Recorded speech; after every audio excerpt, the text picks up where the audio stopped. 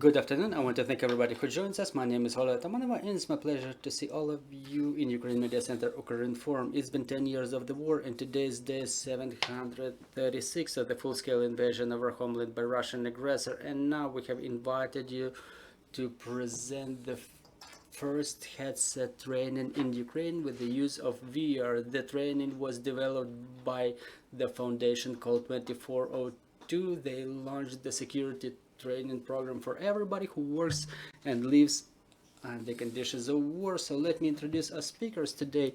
They are Kateryna Sergatskova, co-founder and executive director of the 2402 Foundation, and Svetlana Musi, the operational manager of 2402 Foundation. Good afternoon. Thank you. So, Ms. Kateryna, what is the training about? Whom is it supposed to help? In what way? So let's talk about it, how to undergo the training, what are the opportunities that it provides. Thank you very much for the invitation. It's important for me to tell about what we're doing because it's about everybody.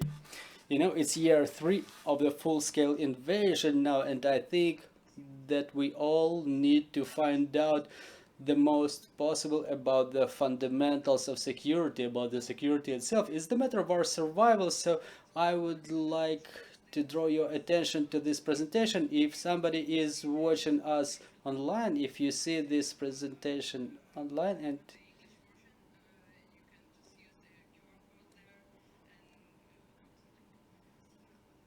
we have simultaneous translation, we would be able to see it in the translation. Whoever needs, they may use the headsets to use the simultaneous translation. So who are we? 2402 Foundation was established at the beginning of the full-scale invasion 2 years ago, and since then we continue developing the security. We make the security trainings for the journalists, for those who document the war crimes of the Russian Federation in Ukraine, for the representatives of civil society, volunteers, everybody who works directly in the front lines or with the front.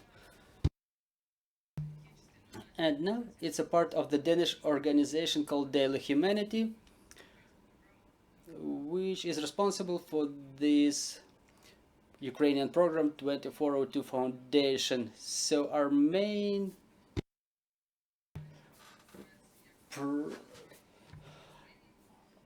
focus is the Haifa training, Haifa environment trainings. It has the components of tactical medicine, and within the 2 years we had such trainings for about 500 journalists who work in Ukraine. Mostly are Ukrainian journalists, producers, fixers, photographers, videographers, many of those who work for international media and help giving publicity to the war all around the world.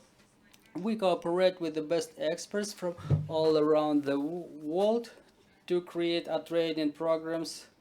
We don't make them ourselves. It's important to gather the experience of those who was working in very different wars all around the world, including in Ukraine. Our local expertise is very important. It's important to exchange experience with international community.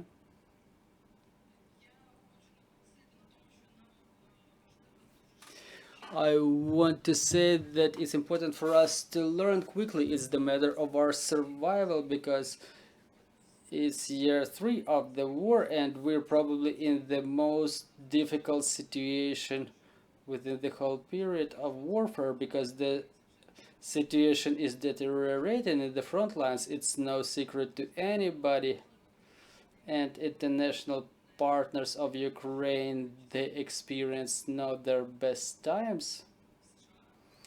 In the United States, it's probably our strongest partner, and there is a preparation to the elections going on, and there is a threat that Donald Trump will come into office, who emphasized for a number of times that he wants to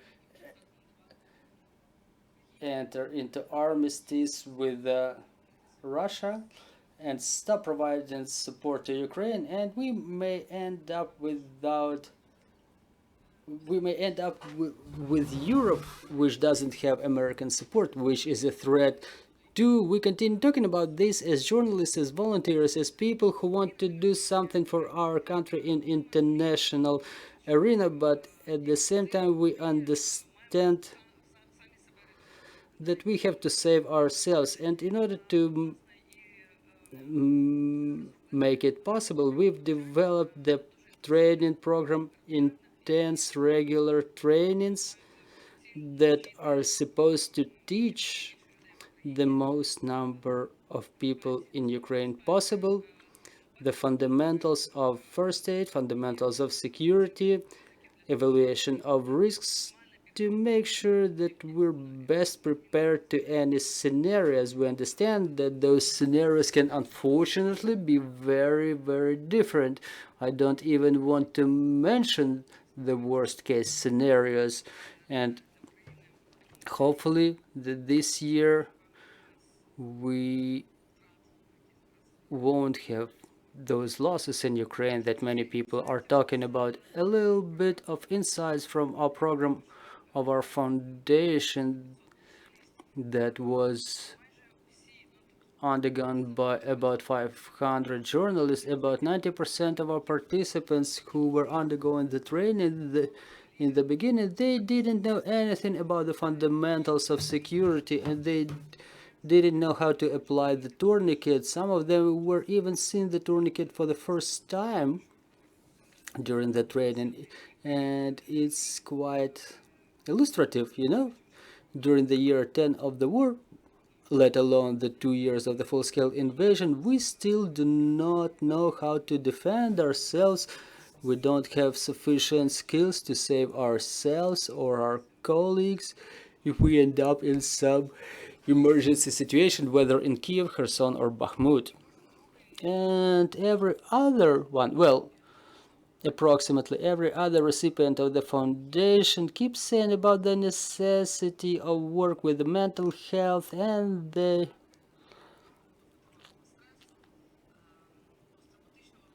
they emphasize the indicators, the patterns of long-lasting stress and other difficulties with mental health. It's very important too. We pay a lot of attention in our foundation to those issues too, and develop relevant programs that will be available shortly. So is there a solution to those problems that we highlight? Yes, there are solutions. They are complex and difficult, but the main thing that our foundation, our team, and our recipients who regularly attend their trainings keep saying is that security is not a privilege anymore. It's not a privilege for, at least for our region, for Ukraine. It's an absolute necessity, daily need of every single citizen who lives and works in Ukraine for the time being. I would even say, you know, about the Eastern Europe and Europe in general as a region where a huge war is going on, which may reach everyone in the continent. So it's an absolute necessity, it's a need, and to cover that need,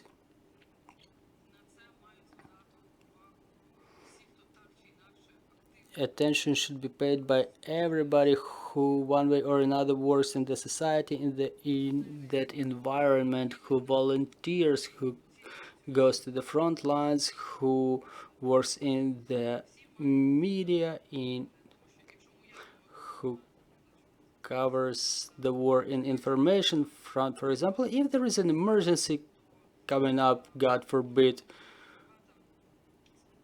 we will be feeling way calmer if we know that every other person in this room knows how to use the medikit, how to apply a tourniquet, or how to evacuate from this venue. Those are the fundamentals we frequently don't pay attention to because we're used to a comfortable life, and that's absolutely normal that we're used to the comfort. But at the same time, we have to learn to learn certain things to make sure that if and when an emergency arises, we are ready. As we're saying in our foundation, we will be happy if those skills that we train will never be of use to our recipients. So in short, about our plan for the next year, the plan is huge, but we plan to train about 1200 people per year. That's about physical trainings. We also expect to do the online trainings to cover a larger audience, so that the larger audience has an access to those knowledge. We focus on journalists, human rights persons, and those who work in the front lines. So if among those who watch this conference or among those who read about it on the news are such people, please follow our announcements, check out our website, the website of the foundation. We're going to encourage the civil organizations to implement the best risk assessment practices, to develop the security culture on the organizational level, and to tell about it in different platforms. So item number 5, support, survive the difficulties and preserve themselves. We all want to stay healthy and to see the end of the war, being mentally healthy and physically healthy. So a little bit about our approach.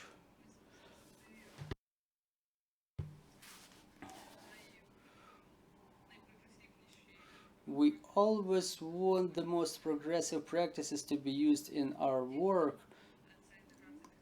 Integration of technologies, digital technologies, we started using VR, and I'm gonna tell about this in more detail. Shortly, we are going to implement the AI in the processes of training. We're open to cooperation. We cooperate with Ukrainian and international organizations, with experts, to establish the best training programs for our people. And it's important for us to keep talking publicly about the security, because the more people know about the fundamentals of security, the calmer we all feel and the better and safer are our lives. Well, and talking about VR, I think it's the most important component for the sake of which you're all attending this event. The Foundation 2024 became an authorized representative of Headset Immersive, a company established in Great Britain and operating in the United States. It's a company which develops VR scenarios for training, first of all for the journalists and for the human rights activists. In coordination with them, we've developed a training with the use of virtual reality to make sure we can train them in the best manner possible. The journalists, the civil activists, in working with the challenges in the digital and physical space. So basically, why VR technologies are being engaged in training? It's an important technology that you most of all know about from the games, from other areas, but in training they play a completely different role. They help to efficiently train the people, because virtual reality in fact is a place where a person can commit their mistakes that will remain in that virtual reality and will never be committed in the real reality. So we help them to have certain experiences, including negative experiences that do not influence their real lives, that may save their lives or lives of their colleagues in emergencies. So here are the two scenarios that we use in our training. First of all, it's the coverage of civil protest. This scenario works first of all with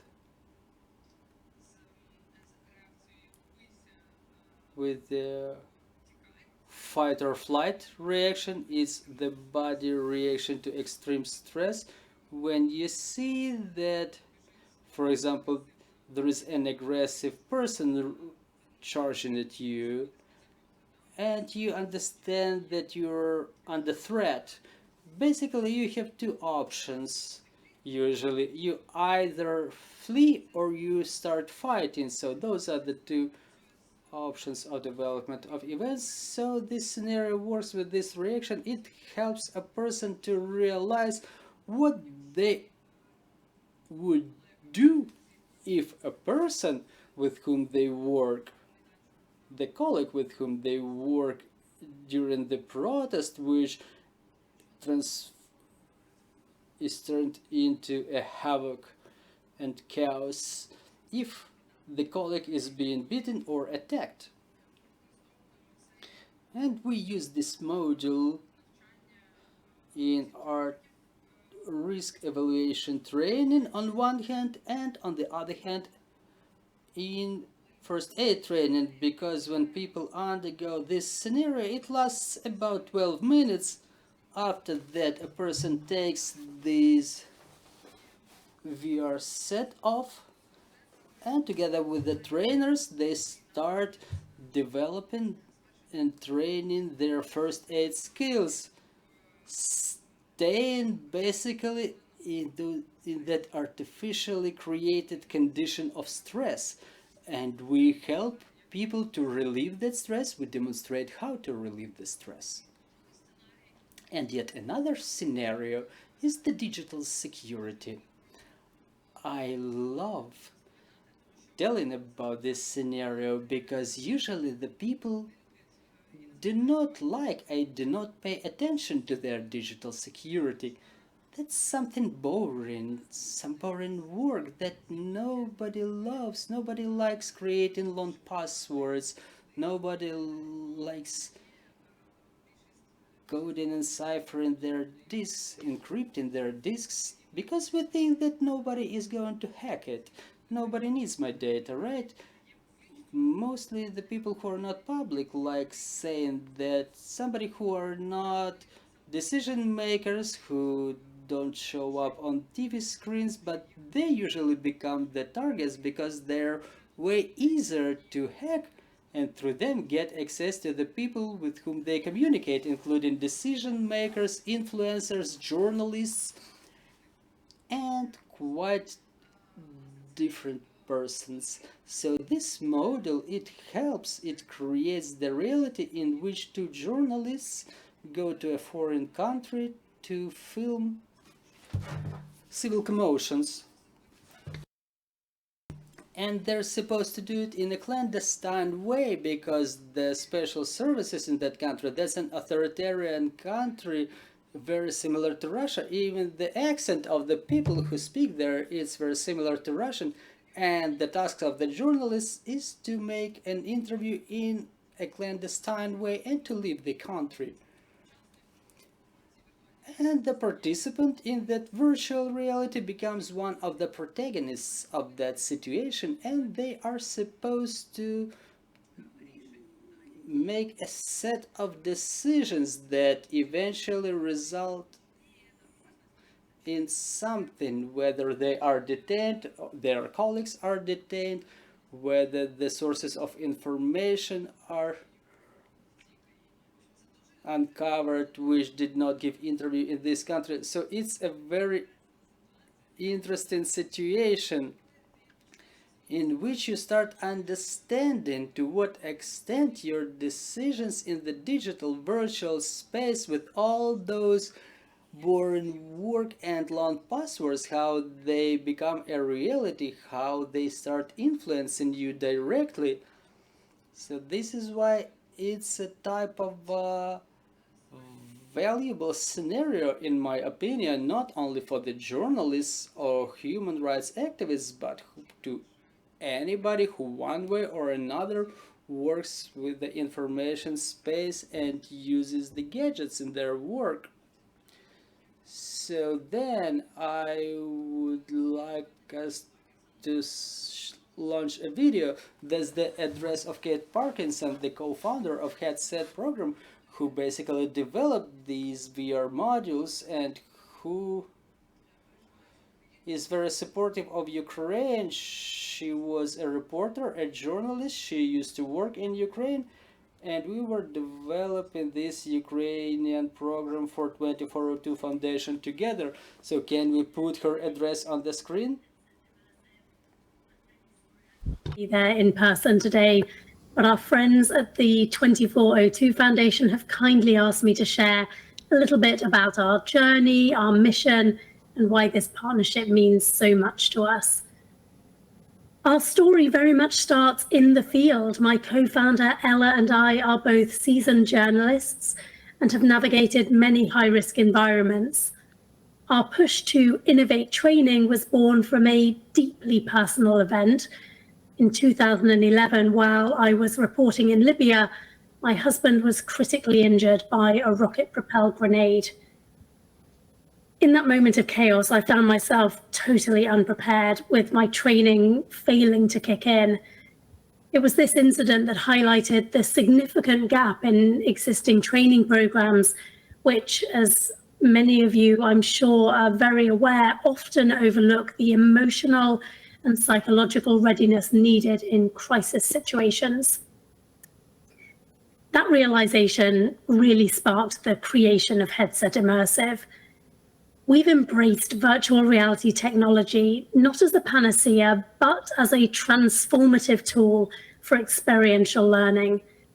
It offers immersive simulations that build not only skills, but also resilience, preparing users mentally and emotionally for high-pressure scenarios. Initially, our virtual reality training tools were designed with journalists in mind, reflecting our own backgrounds. However, we've since expanded our scope to serve professionals in many high-risk and high-stress fields where quick, informed decision-making is critical. Our collaboration with organizations like Vice, Al Arabiya, the Foley Foundation, and the Rory Peck Trust, alongside EU-funded projects in Georgia, Armenia, and Moldova, and partnerships across Central Europe with Internews, underscores the broad application and demand for our VR training modules. Currently, our immersive suite includes modules on civil unrest, extreme weather, and digital security, offering a range of scenarios from navigating hostile protests to surviving natural disasters and protecting sensitive information whilst reporting in oppressive regimes.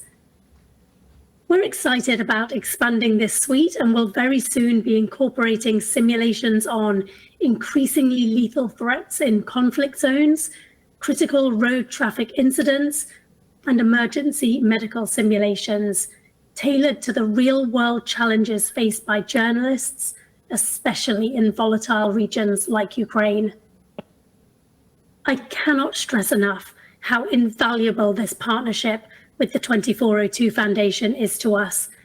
It underscores our commitment to the safety and preparedness of journalists worldwide, particularly as the war in Ukraine underscores the ongoing need for comprehensive, impactful training. Our shared goal is to enhance the resilience and capabilities of those on the front lines of storytelling, ensuring they can navigate and report on the complexities of war with confidence and security. Thank you for allowing us to share our vision and work. We are deeply committed to this cause and so grateful for the opportunity to collaborate with the 2402 Foundation, making a tangible difference in the lives of journalists and beyond. Thank you very much. If we may get back to the presentation, thank you. So talking about the key things this year, we have planned a lot of regular trainings, classical 3-day security training, HIFAT, in which we work on the topics of the security fundamentals, tactical medicine, risk evaluation, mine safety, and digital security, and more specific smaller trainings on mental health training and resilience or adaptivity evaluation of risks profound course for those who want to develop in that area, pre-medical aid, tactical medicine, and complex culture of security for organizations. This is what we work on and that we will continue working on. All those things, all those trainings, we will do them during this year. They will be going on a weekly basis, very intense. Our goal is at least 1,200 people to be trained this year, so please apply, spread the word, invite your colleagues. Tomorrow and the day after tomorrow we will have a test drive of these VR modules. It's gonna happen in Podil, in Kino 42. The detailed information is available on our website, or you can ask Olga and Anna, who are present in the studio today. All those trainings will be free for the representatives of the Ukrainian organizations, journalists, volunteer media organizations, civil organizations, and it's all possible thanks to the support of our international donors, Justice for Journalists, Digital Defenders, People in Need, and other organizations that regularly support us. Plus, we have donors who donate us from all over the world regularly so we can develop and help others. And Svetlana is going to say a couple of words about the process itself and about some plans with the training venues, because we have small news about that. So Svetlana, please tell us what are the groups, what is the number of people, how the things are going on. Well, you can apply directly to Olga, the manager who is in charge for the events. Also, you can check out the calendar of the events planned for the coming weeks or coming month, and to pick the program or a training which is relevant for you right now. Usually, if we talk about HIFAT trainings, the group is 24 people max, so that the training is efficient, and based upon the request we can do trainings for specific organizations. If, for example, there are some specific topics you want to pay attention to, or if there is a need for personal advice, for example, there are existing security protocols in the organization and the organization wants to check them to work through some practical scenarios, we can help them with that. Also, in our trainings we pay more attention to practical experience, because now there is a lot of information available, but it's mostly of theoretical nature. And talking about security, the most important is to create the behavior model, the model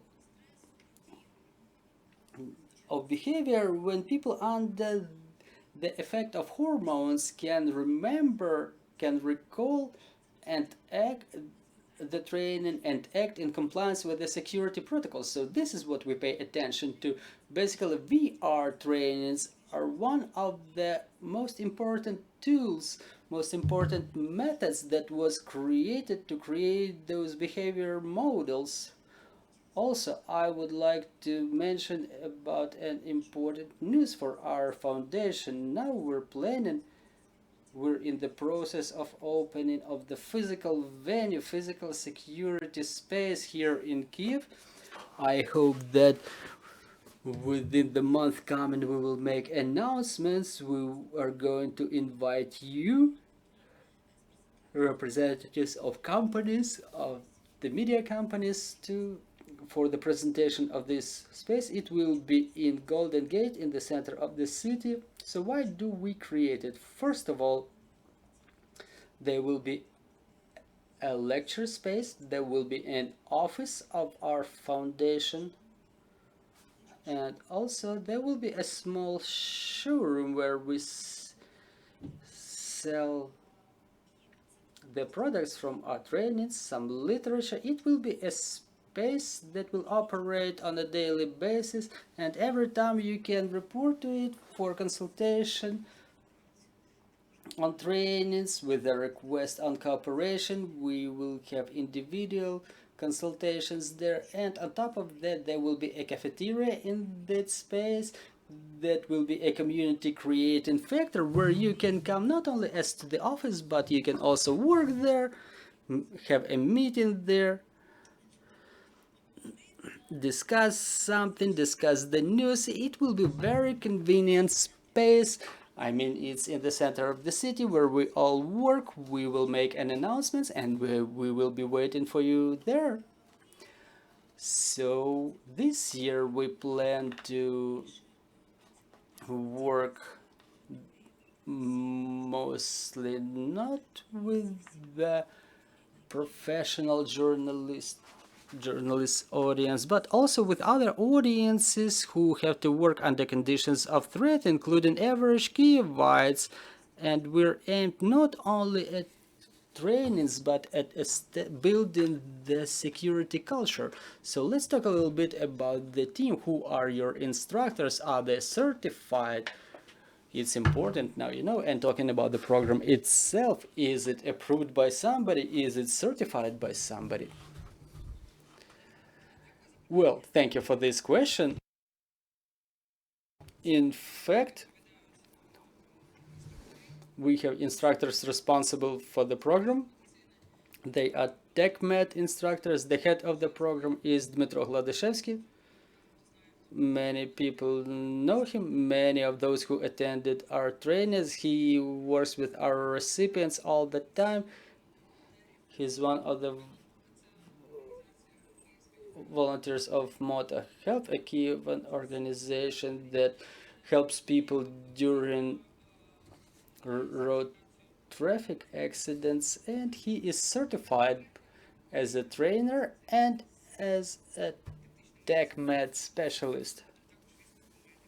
He is a military medic who trained probably more than 2,000 military within this period of the full-scale invasion. He's in charge of the TechMed. Roman Stepanovich, a co-founder of the foundation, is in charge of risk evaluation. He develops that program in coordination with the experts. And we are about to receive an ISO risk evaluation certificate shortly, and within a couple of months we will be certified. So what we do is, like, you know, there is no certificate, like no joint certificate for all of our activities, or there is no office somewhere in New York that, or in London, that approves what we do. It's a very, you know, special area. It's a mosaic of knowledge and expertise which get united into a program. HIFAD itself is a composition of the training program that includes certain key components like tactical medicine or first aid, risk evaluation, digital security, mine safety. Sometimes it's also included in this program. Sometimes we include some practical things, some practical scenarios, like with the hostages, for example. It's not so relevant for Ukraine. This is why we don't use this scenario extensively. So it's a set of knowledge. Thank you very much. Thank you, dear colleagues, dear guests. Do we have any questions on the floor? Please join our conversation in case you do have any. Good afternoon, Anna Nagorna, Bezpeka Media.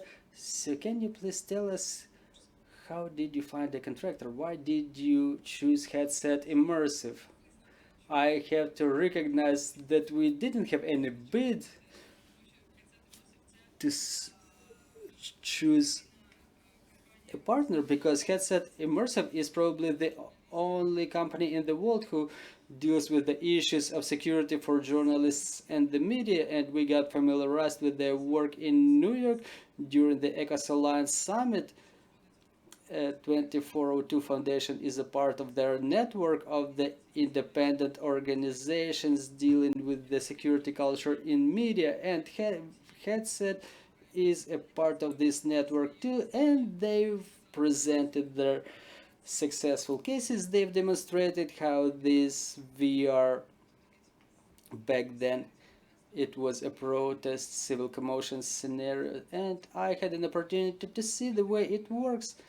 It was the beginning of the full-scale invasion. It was like 4 months after the beginning of the big war, and I realized right away that this is something that we need. We need it urgently, because for those journalists who have just started working in the fields and who were forced to become the war correspondents, it's important to provide them with such knowledge so they can use them in practice right away, specifically for the young ones who have just started their way in this profession. It's a very efficient tool.